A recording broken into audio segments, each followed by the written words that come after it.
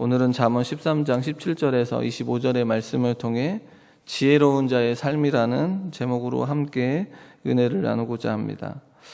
솔로몬은 13장 14절에서부터 20절까지에 보면 어떤 이야기를 하고 있냐면, 지혜 있는 자와 우매한 자가 각각 이웃에게 상반된 그런 영향을 주는 그런 상황에 대해서 이야기를 하고 있습니다.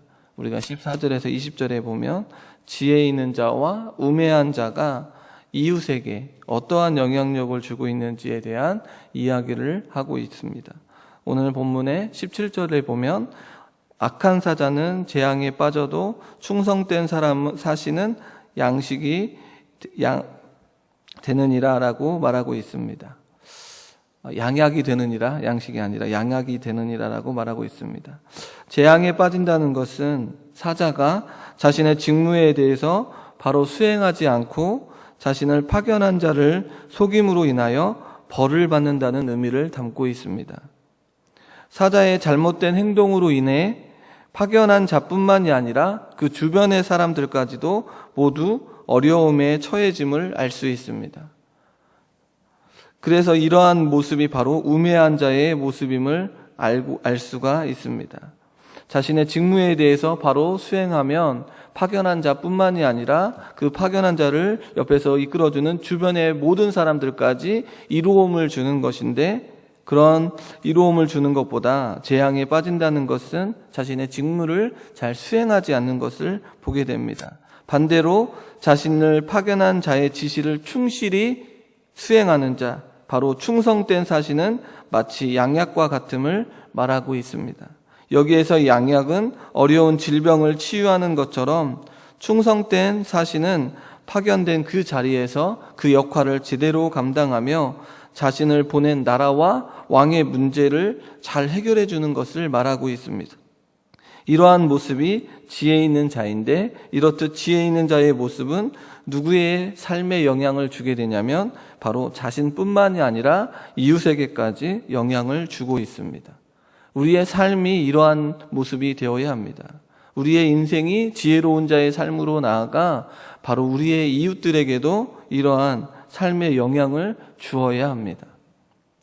그러면서 18절에 보면 훈계를 저버리는 자와 경계를 지키는 자를 대조하여 말하면서, 훈계를 저버리는 사람은 어떠한 사람이냐면 가난하여지고 수치를 당한다고 말하고 있습니다. 인간은 누군가에게 훈계를 듣기를 싫어합니다. 거추장스러워하고 그 말을 풀어버리고 싶어합니다. 자신의 뜻대로 하고 싶어하는 경향이 많습니다. 나이가 들면 들수록 더 그렇습니다. 훈계를 저버리다는 뜻은 고삐를 풀다, 재갈을 벗기다라는 뜻을 가지고 있는데, 거추장스러운 그 모든 것들을 풀어버리면 어떻게 되냐면 가난과 수치에 이르게 된다고 말하고 있습니다. 반대로 경계를 지키는 자는 존영을 받는다는 말을 합니다. 자신에게 하는 말이 비록 듣기 싫더라도 이를 겸허하게 수용하는 자는 존영을 얻게 됩니다. 영화롭고 존귀하게 됨을 말하고 있습니다. 경계를 지킴으로 인하여 어떠한 자가 됩니까? 바로 존귀한 자가 됩니다. 이처럼 존귀한 자가 되는 것은 바로 하나님이 뒤에 계시기에 훈계와 생명의 말씀을 붙들고 살아가는 자, 바로 그 자들이 존귀한 자가 되어지는 것을 알 수가 있습니다. 또한 19절에 보면 소원을 성취하면 마음에 달다고 말하고 있습니다. 소원을 성취하며 마음에 단 것을 경험한 자는 지혜로운 자입니다. 성도님 여러분, 소원을 성취하며 나아가 그 경험을 한 자는 어떠한 자냐면 바로 지혜로운 자입니다. 이 지혜로운 자는 악에서 떠나기를 좋아합니다. 그런 반대로 악에서 떠나기를 싫어하는 자는 소원을 성취한 경험이 없는 자입니다. 다시 말해 지혜로운 자는 소원을 성취하기 위해서 무엇을 떠나게 됩니까? 악에서 떠나 그릇된 방법이나 악한 도구를 사용하지 않고 견실하게 노력함으로 바라던 것을 이루는 자임을 알게 됩니다. 그런데 우매한 자는 어떠한 자입니까?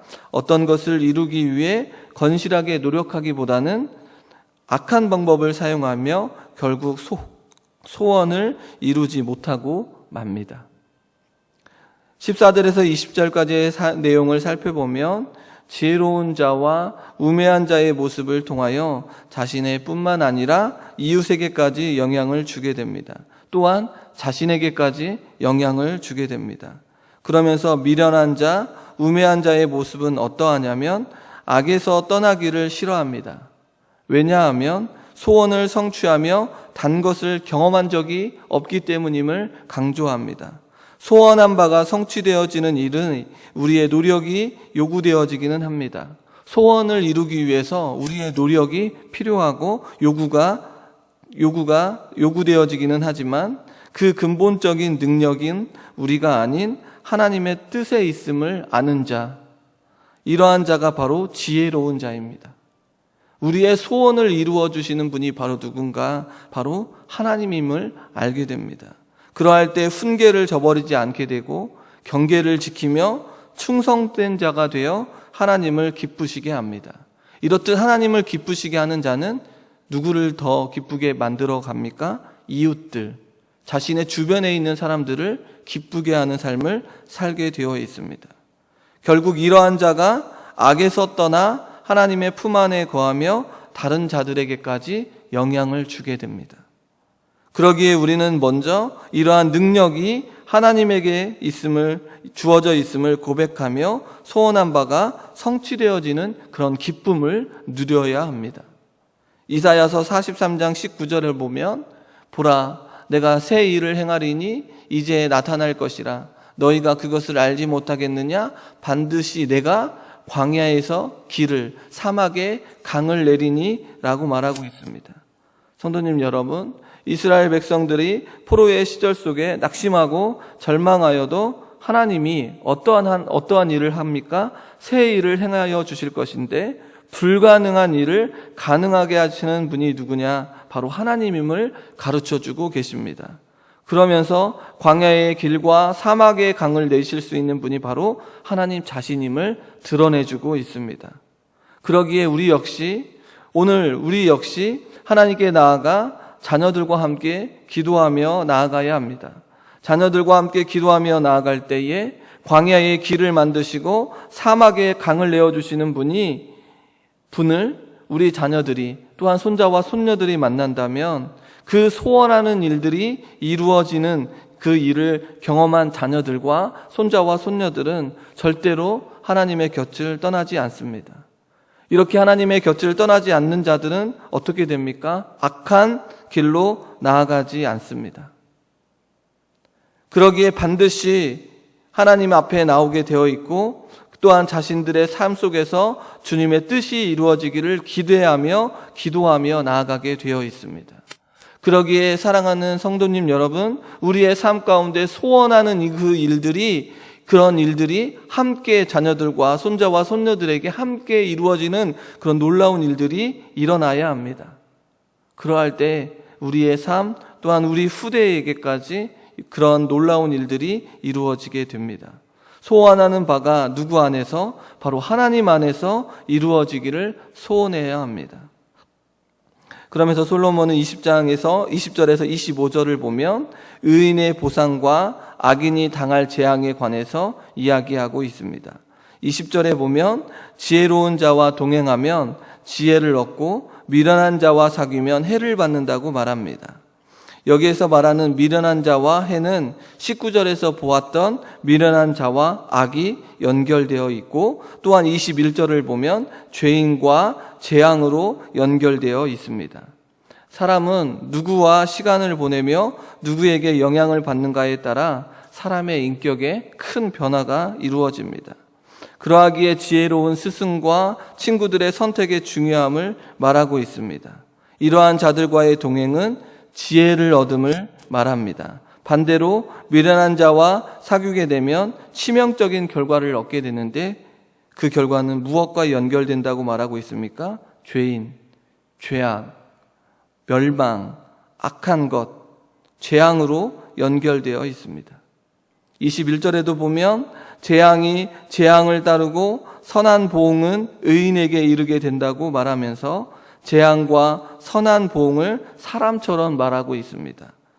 지금까지는 지혜자가 선을 쫓고 어리석은 자가 악을 쫓았는데 역할이 바뀌어 선과 악이 지혜자와 어리석은 자를 쫓아가고 있습니다. 선한 보응이 의인에게 이르게 된다고 말하고 있는데 그 선한 보응이 반드시 그리고 확실하게 임함을 말하고 있고, 또 22절에 보면 선인은 그 산업을 자자손손에게 끼쳐도 죄인의 재물을 의인을 위하여 쌓인다고 말하고 있습니다. 21절에서 죄인과 의인에게 주어질 보상이 이제는 누구에게 주어진다고 말하고 있냐면 자자손손에게 주어짐을 말하고 있습니다.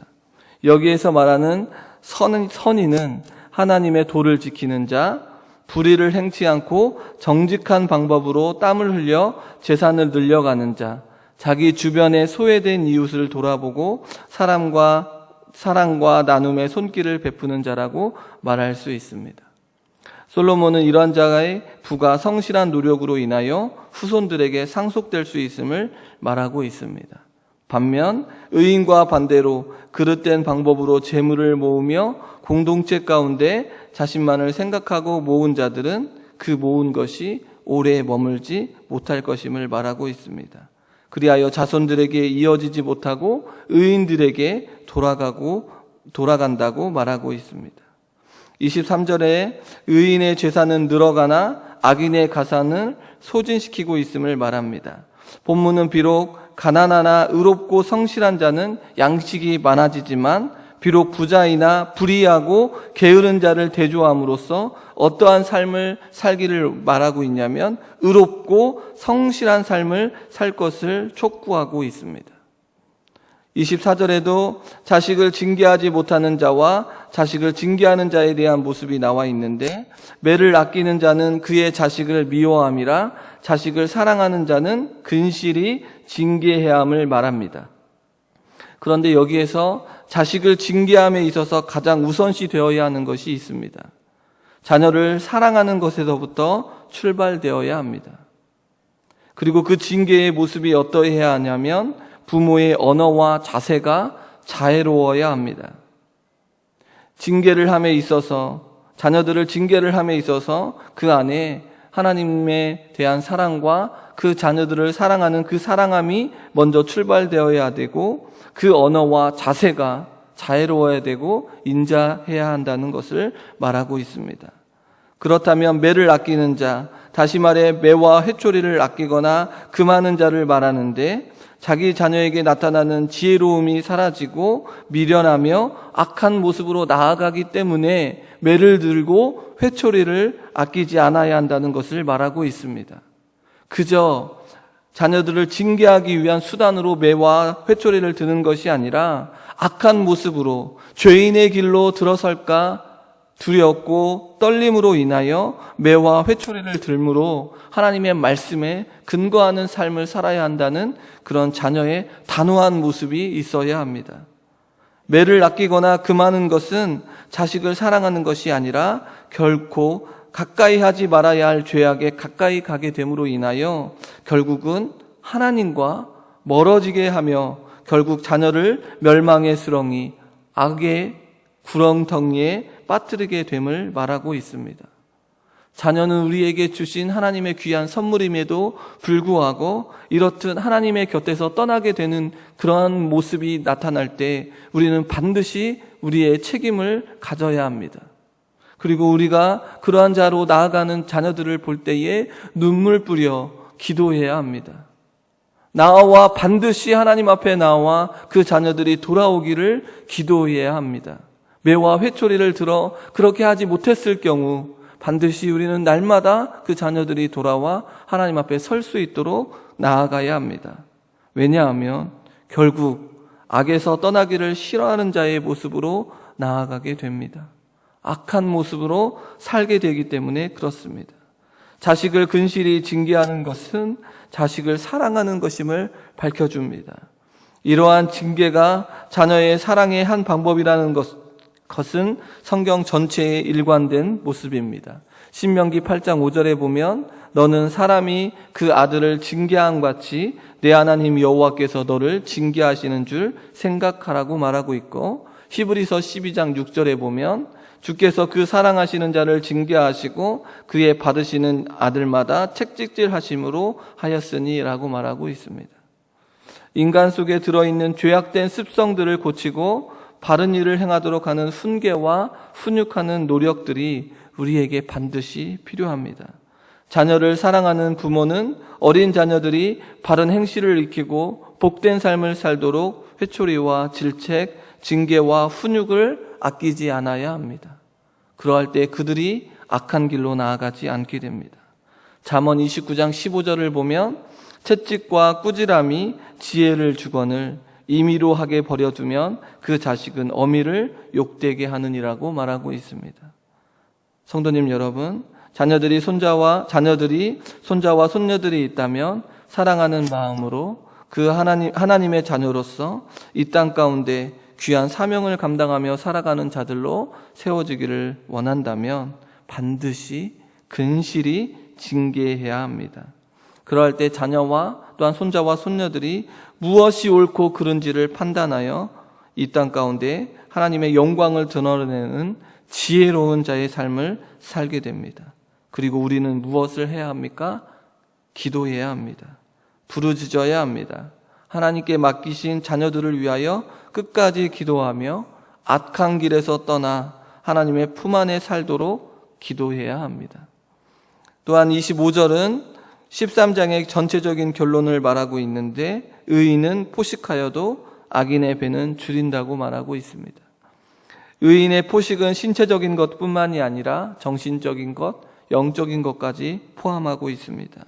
의인의 행함으로 인하여 배가 부르며 주님에 대한 믿음으로 나아가기에 그의 모습에 영적으로나 신체적으로 언제나 배가 부릅니다. 그러나 악인의 배는 언제나 줄입니다. 그 이유는 바로 그 채워짐의 주인이 내가 아닌 하나님이 아닌 바로 내가 주인이기 때문에 그 악인의 모습은 언제나 줄이게 되어 있습니다. 그러기에 지혜로운 자의 삶은 욥기 1장 21절의 말씀처럼 주신 이도 여호와시요 거두시는 이도 여호와이시니 여호와의 이름이 찬송을 받음을 고백할 수 있습니다. 성도님 여러분, 지혜로운 자의 모습은 우매한 자의 모습과는 너무나 다른 길을 걷게 됩니다. 왜냐하면 지혜로운 자는 누구를 알기 때문에 그렇습니까? 창조주이시고 구속주이시고 심판주이신 하나님을 알기 때문입니다. 지혜로운 자는 누구에게 충성을 해야 하는지, 왜 오늘 땀을 흘리며 물질을 벌어야 하고, 왜 훈계를 들어야 하는지, 왜 지혜로운 자를 만나야 하는지, 왜 자녀를 근실히 징계를 해야 하는지, 왜 오늘 사람들을 만나고 여러 사람들에게 우리의 삶 가운데 영향력을 드러내야 하는지 우리는 잘 알고 있습니다. 우리는 하나님을 아는 자이기 때문에 그렇습니다. 우리의 삶의 모든 문제는 하나님과의 관계 안에서 나타나게 되어 있습니다. 그러기에 하나님과의 관계를 바로잡는 것에서부터 출발합니다. 그럴 때 우리의 삶 가운데 누리는 포식이 우리가 누리는 이 모든 것이 얼마나 감사한 것인지를 알 수 있습니다. 주신 것이 적음에도, 주신 것이 많아도, 없어도, 있어도 다 감사한 것인지 우리는 감사한 것임을 알 수가 있습니다. 왜냐하면 하나님이 우리와 함께 계시기 때문에 그렇습니다. 오늘 한 날도 우리의 삶 가운데 하나님과의 관계를 바로 세워나가기를 소원합니다. 충성하지 못하셨습니까? 물질 때문에 힘이 드십니까? 자녀들 때문에 힘이 드십니까? 근실히 징계하지 못하고 계십니까? 소원이 없어 어디로 가야 할지 방황하고 계십니까? 그렇다면 이 시간 우리는 기도해야 합니다. 이 새벽 도와달라고 우리의 인생에 있어서 하나님 없이는 아무것도 아닌 것을 고백하며 충성의 문제, 물질의 문제, 자녀들의 문제, 우리의 삶 가운데 소원이 없는 문제, 아주 자그마한 문제까지라도 하나님께 내어놓고 어떠한 길로 나아가지 않도록요, 악인의 길로 나아가지 아니하고 지혜로운 자의 삶으로 의인의 길로 나아가 생명을 얻는 자가 될 수 있도록 그렇게 우리는 기도해야 합니다. 지혜로운 자의 삶을 살 수 있도록 기도해야 합니다. 우리의 삶 가운데 주님의 뜻을 이루어 달라고 끝까지 기도하며 나아가야 합니다. 그러할 때 주어져 있는 이 모든 것들을 통하여 하나님의 영광을 드러내게 됩니다. 그러할 때 우리의 삶 가운데 이웃들에게 선한 영향력을 끼치게 됩니다. 왜냐하면 우리의 가지고 있는 것이 전부가 아니라 그 안에 하나님이 보여지기 때문에 그렇습니다. 주어진 것이 적음에도, 가지고 있는 것이 많음에도, 지식이 많아도, 지식이 없어도, 가난해도 그 안에 무엇이 드러납니까? 하나님이 보여지게 됩니다.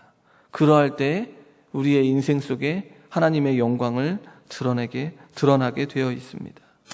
우리를 끝까지 사랑하시는 주님께서 우리에게 선한 것들로 우리의 삶을 가득 채워주실 줄 믿습니다. 동북교회를 선한 것들로 가득 채워주실 줄 믿습니다. 그러기에 함께 기도하며 나아가기를 주님의 이름으로 축원합니다. 기도하겠습니다. 거룩하신 하나님 아버지, 다시금 우리의 인생에 하나님과의 관계가 바로 설 수 있도록 도와주시옵소서. 오늘 이 새벽에 다시 한번 우리의 삶에 주어진 모든 것들을 내어놓고 간구하오니 들어주시고 악인의 길로 나아가 멸망으로 사망으로 나아가지 않게 하시고 의인의 길로 나아가 생명을 얻으며 자자손손 풍성한 은혜를 누리게 하여 주시옵소서. 오늘도 이 새벽에 충성의 문제로 또한 물질의 문제로 자녀의 문제로 신음하고 있습니까? 자그마한 문제로 신음하며 나아가고 있습니까? 이 시간 이 문제를 붙들고 기도하오니 응답해 주시고 주님의 뜻이 우리의 삶 가운데 이루어지는 놀라운 은혜를 경험하게 하여 주시옵소서. 그리하여 우리 주변에 있는 자들에게 우리의 삶 가운데 하나님을 보여 주시옵소서. 코로나19로 힘겨워하는 자들을 위로하시고 병원에 계신 연약한 자, 연로한 자들을 찾아가 평안으로 인도하여 주시옵소서. 예수님의 이름으로 기도합니다. 아멘. 이 시간 몇 가지 기도 제목을 가지고 함께 기도하며 나아가겠습니다. 우리의 삶의 근거가 하나님을 고백하며 모든 것들을 다 내어놓고 간구할 수 있도록 충성의 문제, 물질의 문제, 자녀의 문제, 아주 자그마한 문제까지 내어놓고 하나님께 간구할 수 있도록 또 악인의 길로 나아가지 아니하고 의인의 길로 나아가 우리의 후대에게까지 풍성한 은혜를 누릴 수 있도록 코로나19 바이러스가 전주에서 확산되지 않도록 막아주시고 또한 학교 등교하는 모든 아이들을 건강으로 지켜달라고 기도해 주시고 병원에 계신 성도님들의 건강을 위해서 기도해 주시고 개인의 기도의 제목으로 기도하시다가 자유롭게 가정으로 돌아가시면 되겠습니다. 우리 주님의 이름을 한번 부르고 통성으로 기도하며 나아가겠습니다. 주여! 하나님